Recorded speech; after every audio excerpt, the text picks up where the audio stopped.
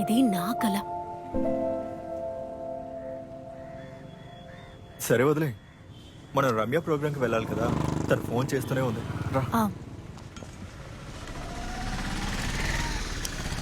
వెళ్దామా?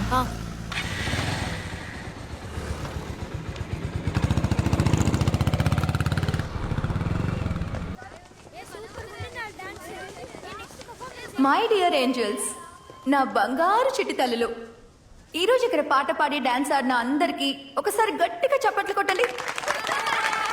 మీ అందరికీ గిఫ్ట్లు ఇవ్వడానికి, మిమ్మల్ని చూడడానికి, మీతో మాట్లాడడానికి ఒక అక్క ఇక్కడికి వచ్చారు. ఆ అక్కని ఇప్పుడు పిలుద్దామా? Let's welcome on stage our chief guest lady commentator Fatima Nurjahan.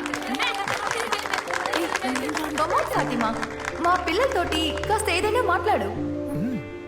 నా వల్ల కాదు. ఈయన మాట విను, నేను ఇప్పుడు మాట్లాడే పరిస్థితిలో లేను. ముందే మైకని పట్టుకో. వద్దే ప్లీజ్. మొహం మీద ఒక గుద్దు గుద్దానంటే ముందు దీన్ని పట్టుకో. ఏదైనా గ్రౌండ్ అని అనుకో, అన్ని కరెక్ట్ గా జరిగిపోతాయి. రా.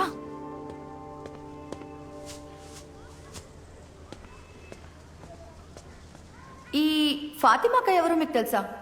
ఫుట్బాల్ మ్యాచ్ల్లో కమెంటరీ చెప్తూ ఉంటుంది. ఈరోజు మీలాగే ఫాతిమా అక్క ఒక చిన్న పిల్లలా మారుతుంది. ఫాతిమా ప్లీజ్, మా పిల్లల కోసం ఒక టామ్ అండ్ జెర్రీ కమెంటరీ ఇవ్వు. Come on.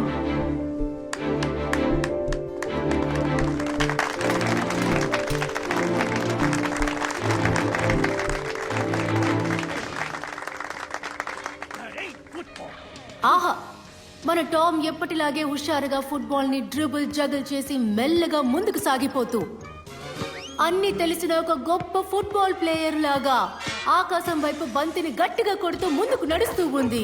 నల్లగా తెల్లగా ఉన్న ఆ ఫుట్బాల్ పేరే టెల్ స్టార్. ఆ బంతికి అలాంటి పేరు ఎందుకు వచ్చిందో మీకు తెలుసా పిల్లలు? మన టీవీ బ్లాక్ అండ్ వైట్ గా ఉన్న చాలా రోజుల క్రితం టీవీలో బంతి తెల్ల తెల్లగా ఉంది. బంతి ఎవ్వరికీ కనిపించలేదు. మెక్సికోలో జరిగిన వరల్డ్ కప్ లోనే బంతికి నలుపు తెలుపు అనే రంగులు వేసి టీవీలో కనబడేలా చేశారు. అదిగో చూడండి, టామ్ కి కొట్టిన బంతికి పోస్టర్ లాగా గట్టిగా అతుక్కుపోయిన జెర్రీని చేత్తో ఇలాగే లాగి దాన్ని విసిరి గోల్ పోస్ట్ ముందు పారేసి గోల్ కొట్టడం మొదలు పెట్టింది. తుపాకీ నుండి గుండులాగా వేగంగా వచ్చే బాల్ నుండి జెర్రీ తప్పించుకుంది. జెర్రీని పట్టుకోవడం అంత సులభం కాదు పిల్లలు. మినుగురు పురుగుల నుండి వచ్చే ఇంత వెలుతురుతో నదుల్లోకి దూసుకుపోయే చేపలాగా తన ప్రత్యర్థి అయిన టామ్ విసిరి బంతుల నుండి అటు ఇటు ఎగురుతూ దూకుతూ అందకుండా పారిపోతోంది. టామ్ ఇప్పుడు పట్టుకుంటుంది. టామ్ ఇప్పుడు చైర్ కిందకి దూరిపోయింది. జెర్రీ లోపల నుంచి బయటకు వచ్చి చెక్క ముక్కతో టామ్ నటి మీద గట్టిగా కొట్టింది.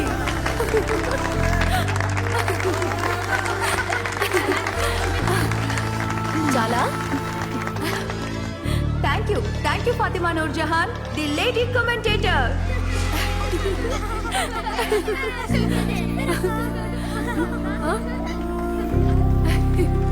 ఇది నాకా? Thank you. Bye bye. చాలా బాగా చెప్పారు మేడం. ఓ థ్యాంక్ యూ మేడం. థ్యాంక్స్. చూసావా? తమరి ఫ్యాన్సా? శివాని మొదటిసారి కలవబోతున్నాం కదా, టక్కుని రెడీ అయ్యి మనం ఎదురు బయటికి వెళ్ళి ఒక కొత్త డ్రెస్ కొనుక్కుందాం. మంచి ఐడియా. సోలమన్ కూడా రమ్మందాం. ఎందుకే మలపురం వాళ్ళ చేత ఊరికే వాడిని తన్నులు తినిపిస్తావు? నువ్వన్నదే బాగానే ఉంది. రా, బ్యాగ్ సర్దుకొని బయలుదేరు. ఎందుకు? నువ్వేం చేస్తున్నావో నాకు బానే తెలుస్తోంది. నేను నీకు చెప్పాలా? ఊరు మొత్తం తెలిసింది. తన ఫ్రెండ్. ఫ్రెండా?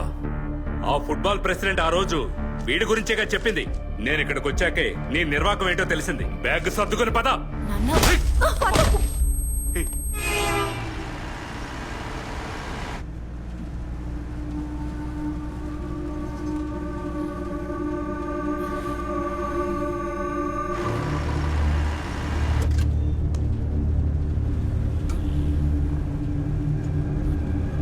నాకొచ్చి నీళ్ళు ఇవ్వు.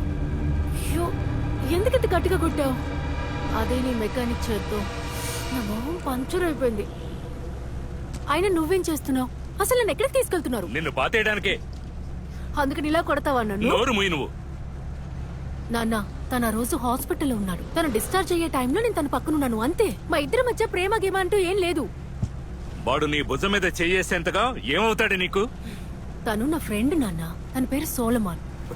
మునీరు చూసావా ఎలా మాట మార్చిందో చూసావా? ఆ. నీకేమైనా పిచ్చే కింద పాటు.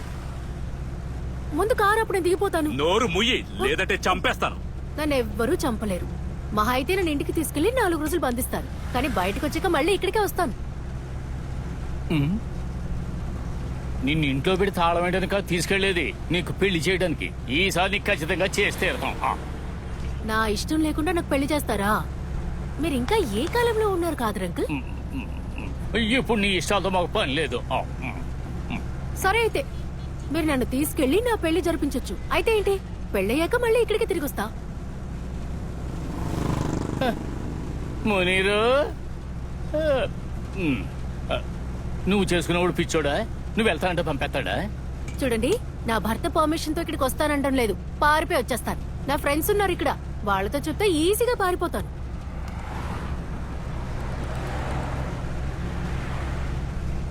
అసలు పెళ్ళంటే ఏంటనుకుంటున్నావు? ఒక్క రోజుతో అయిపోయేది కాదు. ఊరికే చేతులు పట్టుకుని నడిస్తే సరిపోదు. పెళ్ళయ్యాక రాత్రే కదా తమాషా మొదలయ్యేది. అన్నయ్య, ఈ ముసలి గొర్రె నోటుకొచ్చట్టు బాగుతున్నాడు. నువ్వు వింటూ ఉన్నావు. సిగ్గులేదా నీకు?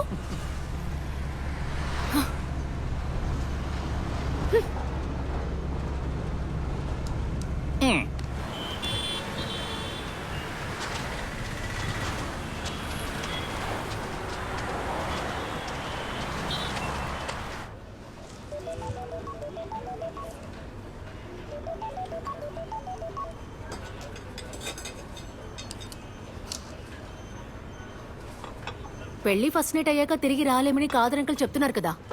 కానీ నేను వచ్చేస్తా. నా పర్మిషన్ లేకుండా ఎవ్వరూ నన్ను ముట్టుకోలేరు. ముట్టుకోకపోతే సెక్స్ చేయలేం కదా.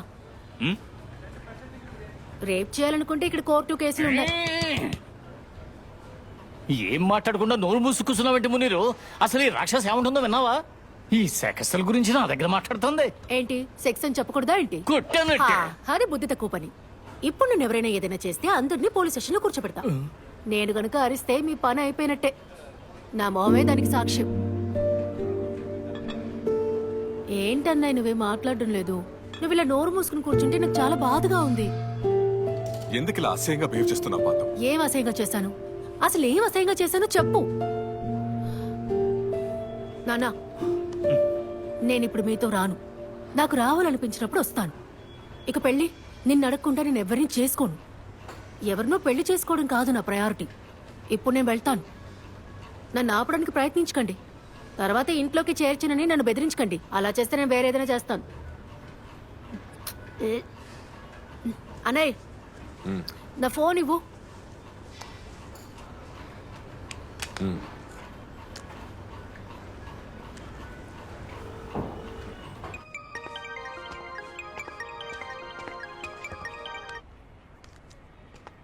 ఫాతు, ఎక్కడున్నావు?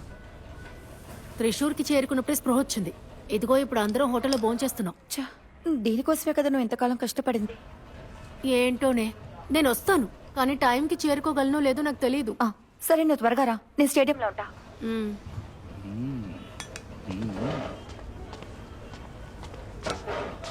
ఇదిగో అన్నయ్య, కామెంటరీ చేయాలన్న ఆశని నాలో కలిగించింది నువ్వే. ఇప్పుడేమో వద్దు ఆపే అంటే ఎలా? నా కళ నెరవేరుతుందో లేదో తెలుసుకోవడానికి ఈ రోజే నాకు లాస్ట్ ఛాన్స్. 1 last chance. ఈ ఛాన్స్ నాకు కావాలి నాన్న. IFI వాళ్ళు పిలిచారు. నేను అక్కడికి